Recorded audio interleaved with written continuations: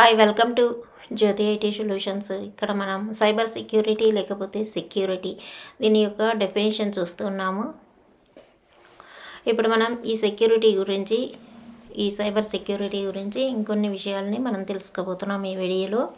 ఇప్పుడు ఎగ్జాంపుల్కి మనం ఆల్రెడీ మనకు తెలిసినటువంటి విషయమే, ఏదైనా ఒక సైట్ కానీ సర్వీస్ కానీ యాక్సెస్ చేయాలనుకుంటే మనకు కాంప్లెక్స్ పాస్వర్డ్స్ అనేవి అలా అవసరమవుతాయి. అట్లాంటప్పుడు బాగా డిఫికల్టీగా ఉండేటటువంటివి అంటే మనం ఇచ్చేటటువంటి పాస్వర్డ్లో క్యాపిటల్స్, అలాగే స్మాల్ లెటర్స్, నెంబర్స్, ఇంకేదైనా సింబల్స్ ఇలాంటివన్నీ కూడా మిక్స్ చేసి ఈజీగా గుర్తుపెట్టుకోలేనటువంటి పాస్వర్డ్స్ని క్రియేట్ చేసి మనం యూజ్ చేస్తూ ఉంటాము. ఎందుకు ఇలా యూజ్ చేస్తాము? కాన్ఫిడెన్షియాలిటీని ఇంప్రూవ్ చేయడం కోసం ఇలాంటి పాస్వర్డ్స్ని ఇచ్చుకుంటూ ఉంటాము. ఇప్పుడు సెక్యూరిటీ టీమ్స్ ఆర్గనైజేషన్ కోసం ఏం చేస్తాయి అంటే సెక్యూరిటీ టీమ్స్ అనేవి ఉంటాయి ఈ సైబర్ సెక్యూరిటీలో. ఇవి మన కంపెనీకి లేకపోతే మన ప్రాజెక్ట్కి ఏం చేస్తాయో ఈ వీడియోలో మనం తెలుసుకోబోతున్నాము. ఒక ఎక్స్టర్నల్ థ్రెట్ ఒకడు ఉన్నాడు అనుకుందాం, అతను కానీ లేకపోతే ఆమె కానీ. ఇప్పుడు లేడీస్ జెంట్స్ అందరూ ఒకేలాగా వర్క్ చేస్తున్నారు కాబట్టి ఎవరైనా అయి ఉండొచ్చు. అలాగే అతను ఆర్గనైజేషన్కి అవుట్ సైడ్ నుంచి ఆర్గనైజేషన్ యొక్క ప్రైవేట్ ఇన్ఫర్మేషన్ని లేకపోతే నెట్వర్క్ని లేకపోతే డివైజెస్ని కానీ వీటిని యాక్సెస్ చేయడానికి ట్రై చేస్తూ ఉంటాడు. అతను వచ్చేసి అవుట్ సైడ్ ఉంటాడు, అంటే కంపెనీకి ఆర్గనైజేషన్కి అవుట్ సైడ్ ఉంటాడు.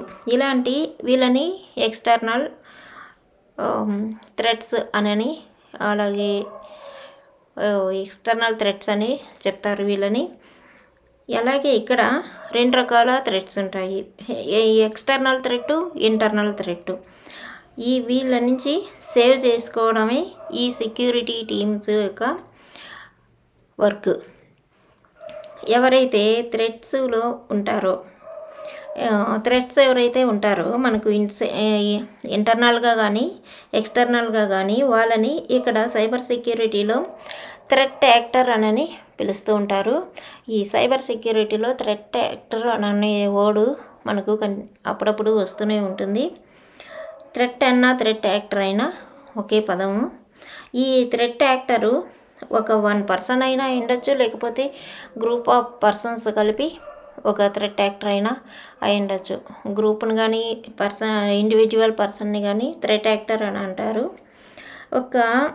ఇప్పుడు ఇంటర్నల్ థ్రెట్స్ ఎలా ఉంటాయో చూద్దాము.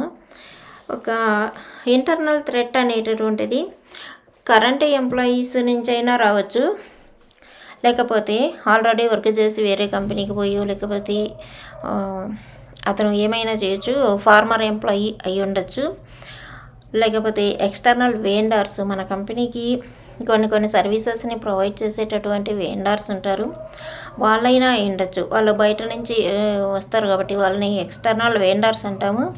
అలాగే ఎవరైనా మన ఆర్గనైజేషన్లో ట్రస్టెడ్ పార్ట్నర్స్ అయినా అయి ఉండొచ్చు. వీళ్ళలో ఎవరైనా కూడా ఇంటర్నల్ థ్రెట్ యాక్టర్స్ అనే అవుతారు.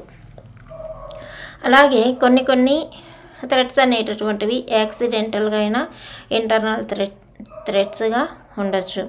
ఎలా అంటే ఒక ఎంప్లాయీ తన మెయిల్కి వచ్చినటువంటి కాంప్రమైజ్డ్ లింక్స్ని వాటి మీద క్లిక్ చేసినప్పుడు యాక్సిడెంటల్గా థ్రెట్ అనేది అక్కడ ఏర్పడుతుంది, థ్రెట్ అనేది వచ్చేస్తుంది. ఆల్రెడీ ఇది చాలామందికి తెలిసే ఉంటుంది. మనం ప్రతి లింకుని క్లిక్ చేయకూడదు, మన మెయిల్కి వచ్చేటటువంటిది కానీ మన మొబైల్కి వచ్చేటటువంటి లింక్స్ అన్నీ కూడా మనం క్లిక్ చేయకూడదు అనేటటువంటిది. అలాగే ఇది కూడా కంపెనీలో సేమ్ అదే ప్రాసెస్లో జరుగుతూ ఉంటుంది.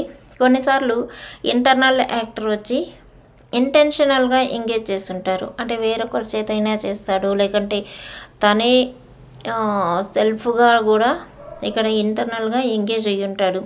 వీళ్ళు ఎలాంటి యాక్టివిటీస్ చేస్తారంటే అనాథరైజ్డ్ డేటాని యాక్సెస్ చేయడం, లేకపోతే సిస్టమ్ని తన పర్సనల్ యూజ్ కోసం అబ్యూస్ చేయడం, ఇలాంటివి చేస్తూ ఉంటారు.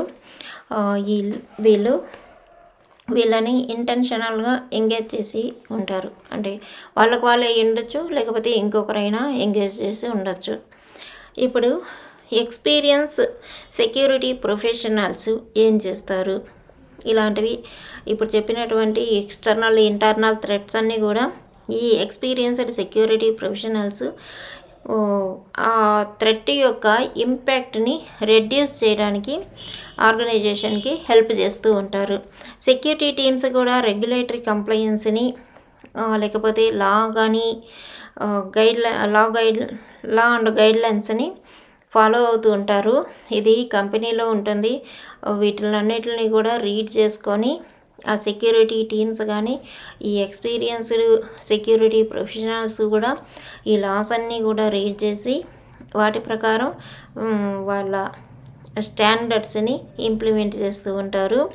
ఇక్కడ స్పెసిఫిక్ సెక్యూరిటీ స్టాండర్డ్స్ అనేవి ఇంప్లిమెంట్ చేయడానికి ఈ లాస్ అనేవి చాలా చాలా యూజ్గా ఉంటాయి. అంటే తెలియకుండా చేసేదానికంటే లా ప్రకారంగా ఇక్కడ ఈ సెక్యూరిటీ స్టాండర్డ్స్ని యూజ్ చేస్తారు. ఆర్గనైజేషన్స్ కూడా ఒక్కొక్కసారి ఫైన్స్ పే చేయడం కానీ ఇంటర్నల్ ఆడిట్స్, మనకు కంపెనీలో ఇంటర్నల్ ఆడిట్స్ జరుగుతుంటాయి. అలాంటివన్నీ అవాయిడ్ చేయడం వల్ల కూడా మనకు సెక్యూరిటీ అనేది మన ఆర్గనైజేషన్కి ఇచ్చుకోవచ్చు. ఈ వీడియో ఇంతటితో ఆపిస్తున్నాను. నెక్స్ట్ వీడియోలో చూద్దాం.